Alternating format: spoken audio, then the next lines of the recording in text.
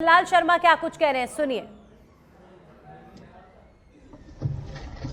260 में इस बलिदान दिवस पर सबसे पहले तो मैं उनके चरणों में शीश नवाकर उनसे ये आशीर्वाद लेना चाहता हूं कि महाराजा सूरजमल जी ने जिस तरह से दुनिया में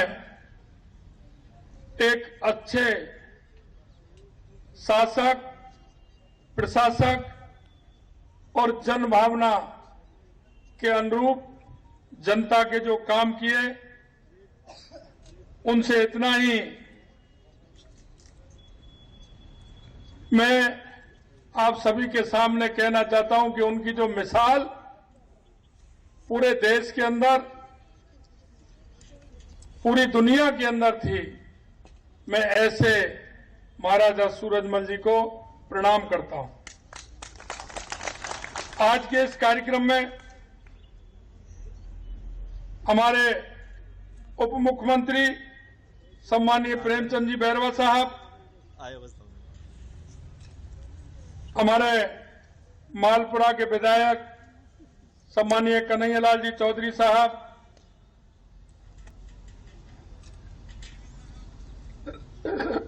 रामस्वरूप जी लांबा साहब और प्रदेश अध्यक्ष आदर्श जाट महासभा के भैरूलाल जी डागर साहब, डॉक्टर कुम्हाराम जी, हमारे लोकप्रिय सांसद सम्मानीय रामचरण बोहरा जी, हमारे प्रदेश के उपाध्यक्ष मुकेश दादित जी, हमारी प्रधान प्रेमवती देवी जी, नारायण राम जी, डॉक्टर BR ग्वाला साहब, दिनेश जी मित्तल साहब और इस कार्यक्रम में पधारे सभी मेरे पूजा योग बुजुर्गों, नौजवान दोस्तों, माता और बहनों, मित्रों, महाराजा सूरजमल इस देश के गौरव है। महाराजा सूरजमल का जब हम नाम लेते हैं तो निश्चित रूप से शरीर के अंदर एक स्फूर्ति पैदा होती है, क्योंकि महाराजा सूरजमल वो नाम है दुनिया के अंदर अगर अजय कोई दुर्ग है तो वो लोहागढ़ दुर्ग है। उसमें भी मैं आपको कहना चाहता हूं मित्रों कि आपने देखा होगा मुगल सल्तनत के अंदर अगर सबसे नजदीक कोई राजा रहता था तो वो महाराजा सूरजमल थे, क्योंकि फतेहपुर सीकरी भरतपुर से मात्र 22 किलोमीटर है, आगरा 50 किलोमीटर है, लेकिन कभी भी भरतपुर की तरफ देखने की और आंख उठाने की कभी उस सल्तनत की हिम्मत नहीं हुई। ये महाराजा सूरजमल का लोहा है। मैं आपको बताना चाहता हूं, उन्होंने हमारी संस्कृति के लिए, हमारे सनातन के लिए, महाराजा सूरजमल ने इस धरती पर काम किया। काम ही नहीं किया, जो कमजोर राजा थे उनकी मदद करने का भी काम महाराजा सूरजमल ने किया। मैं आपको बताना चाहता हूं कि महाराजा सूरजमल बहुत शख्सियत थे,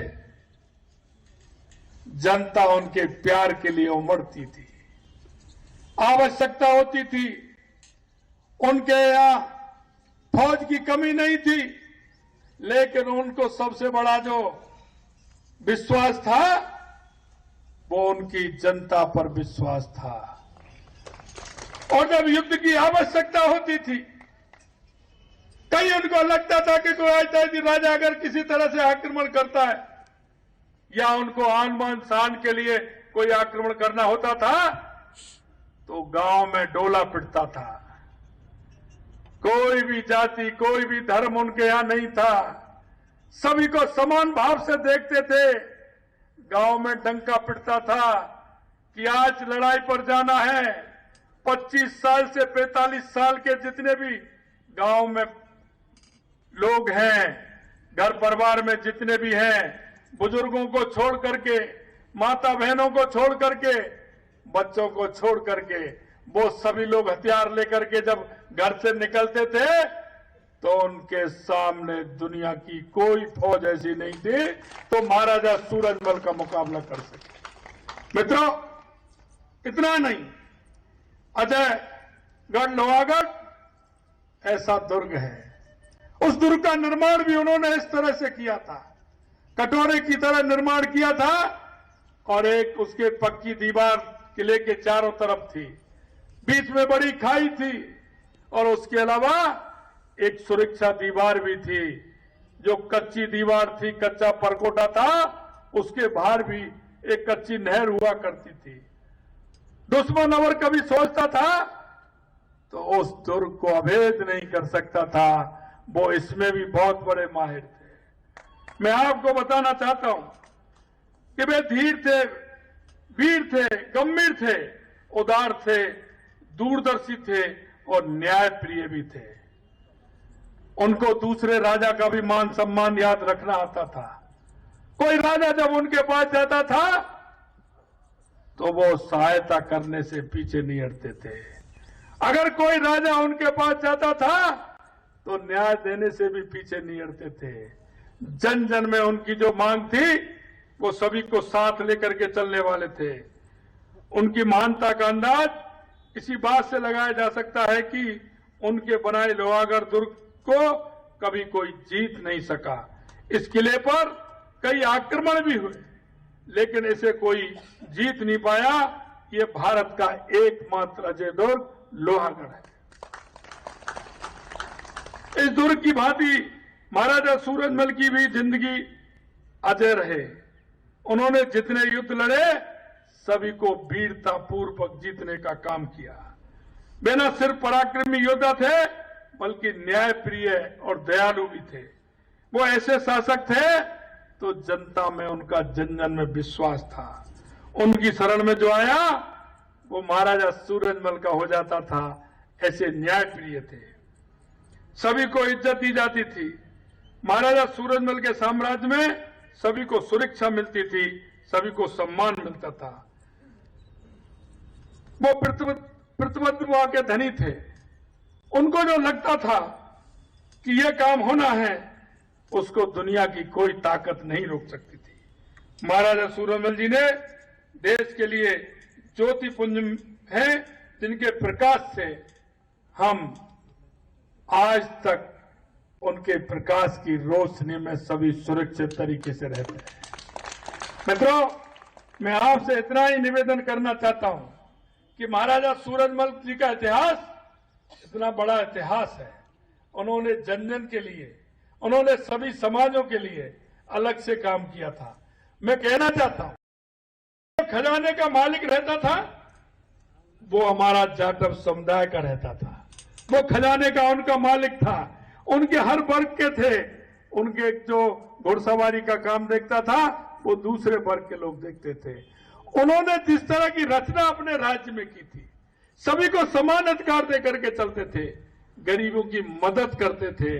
मैं आपको कहना चाहता हूं, एक बार जब सूखा पड़ी थी, किसानों ने कहा था कि महाराज साहब हमारे यहां सूखा पड़ी है, तो उन्होंने कहा कि अनाज के लिए मेरा गोदाम खाली है और आपसे किसी तरह की वसूली नहीं ली जाएगी और उनके सारी की सारी भेद माफ करने का काम किया।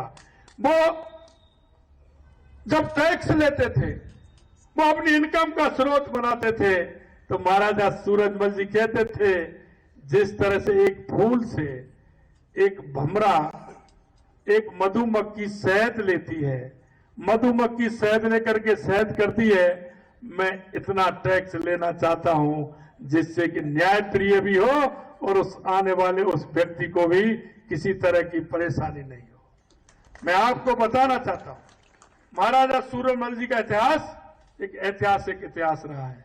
कहा है, अरे कन्हैयालाल जी, महाराजा सूरजमल जी के लिए जितना करेंगे उतना ही कम है। उनका हमारे ऊपर ऋण है, इस देश के ऊपर ऋण है। उन्होंने जब जब आता ही आए हैं महाराजा सूरजमल का लोहा, महाराजा सूरजमल का जो लोहा उन्होंने लिया है, इस देश को दिशा देने का काम किया है, इस देश को मजबूती देने का किया है, इस देश की संस्कृति को मजबूत करने का काम किया है, इस देश के सनातन को मजबूत करने का काम किया है। जो आपके काम आएंगे, आपके सुझाव आएंगे, निश्चित रूप से उन सुझावों के ऊपर विचार ही नहीं, उन सुझावों को किया भी जाएगा, यह विश्वास मैं आपको दिलाता हूं। महाराजा सूरजमल जी इस राजस्थान की इस धरा पर वीर पैदा हुए हैं, चाहे वो महाराणा प्रताप हो, महाराजा सूरजमल हो, पृथ्वीराज चौहान हो, ऐसे बहुत से हमारे पैदा हुए हैं। ये धरती वीरता की धरती है, ये शक्ति की धरती है, ये भक्ति की धरती है। उनके हम आशीर्वाद से हम सब लोग चल रहे हैं। मैं इतना ही कहना चाहता हूं, जो हमारे राजस्थान की वीरता, हमारे राजस्थान की शक्ति, हमारे राजस्थान की भक्ति, उन सभी जो हमारे इस तरह के हमारे राजस्थान को दिशा देने वाले हैं, इस राजस्थान को मजबूत देने वाले हैं, राजस्थान की जिन्होंने पहचान बनाई है, राजस्थान को आगे बढ़ाने का काम किया है, उन सभी के प्रति हम नमन करते हैं। और हमारी सरकार भी प्रतिबद्ध है उनको सम्मान देने का और उनके पद चिन्हों पर चलने का।